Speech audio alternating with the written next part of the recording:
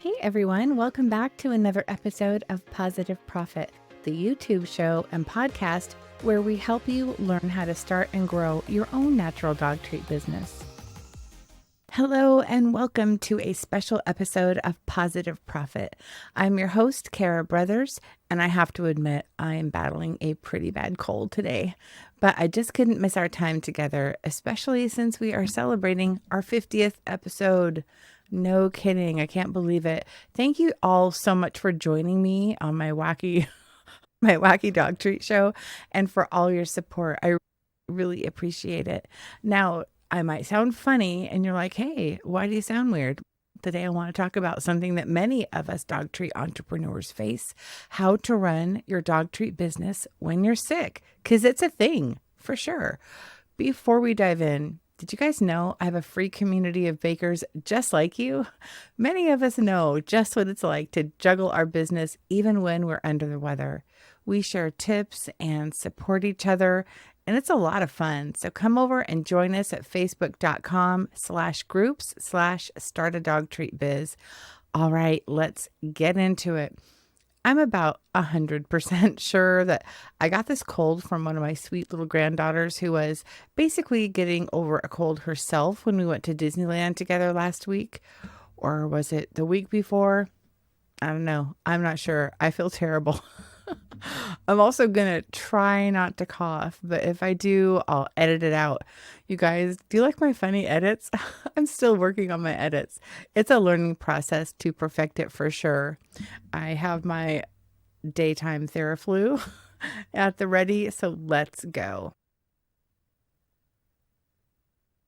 So at Disneyland, the 2-year-old had a runny nose going on and a cough. You know what I'm talking about. But the trip was planned and she was actually on the mend from her cold. I basically just loaded up on emergency and zinc and off we went.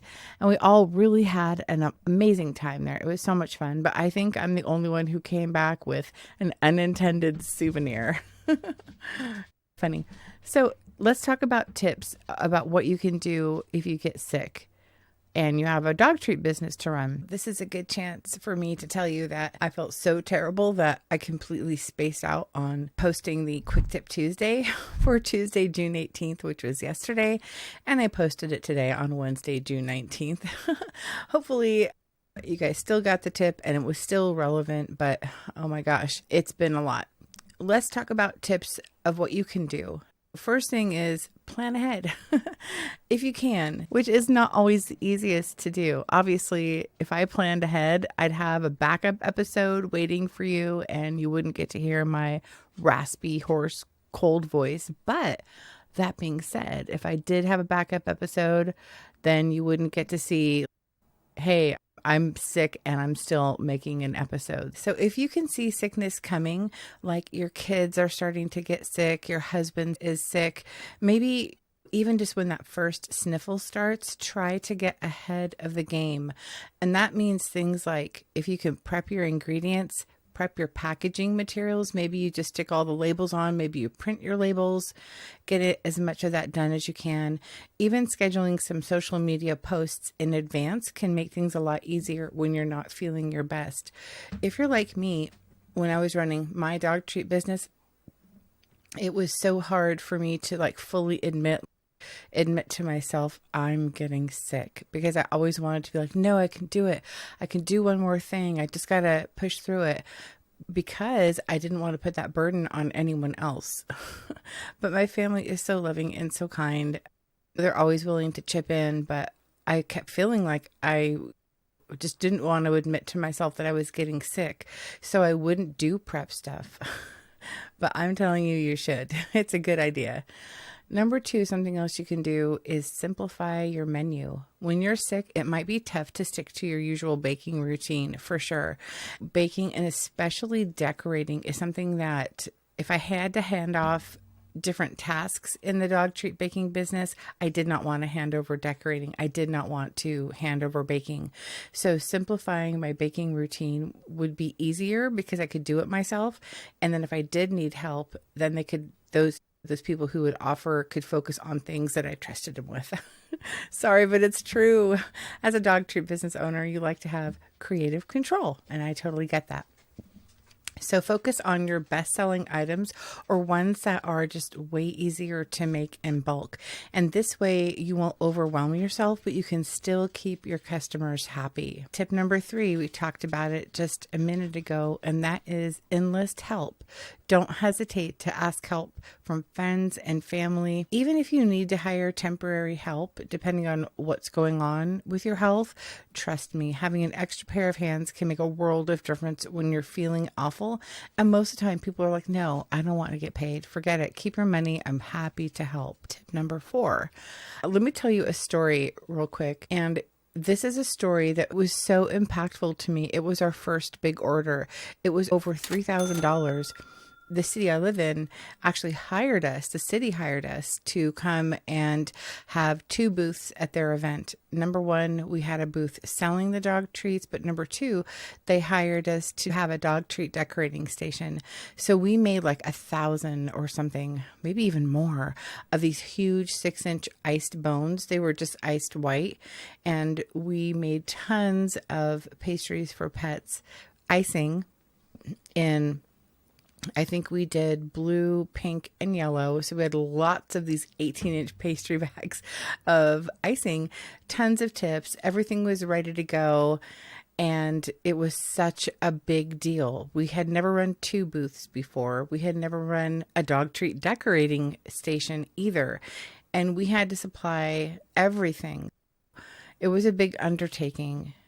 Number 1, we had to take 2 cars. We had to get extra people for sure.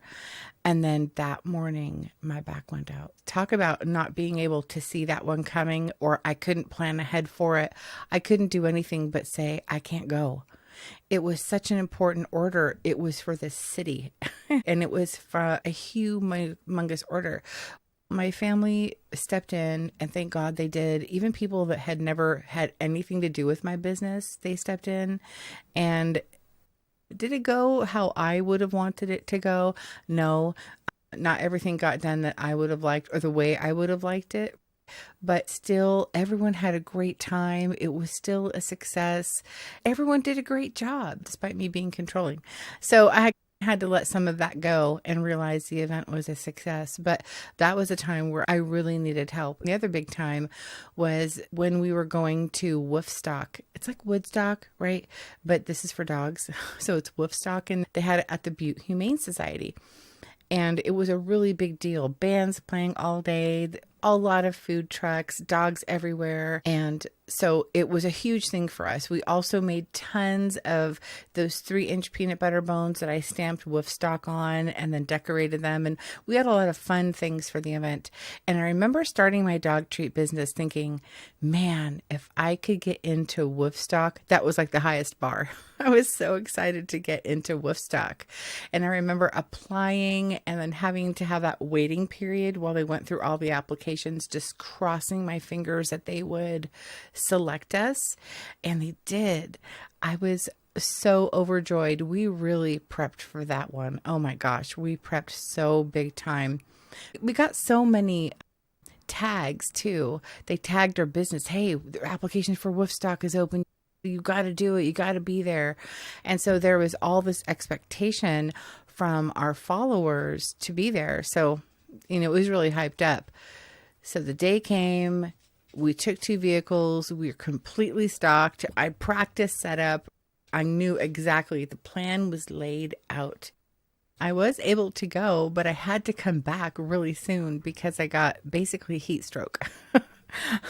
I don't know. As I find myself getting older, I am less and less tolerant to heat.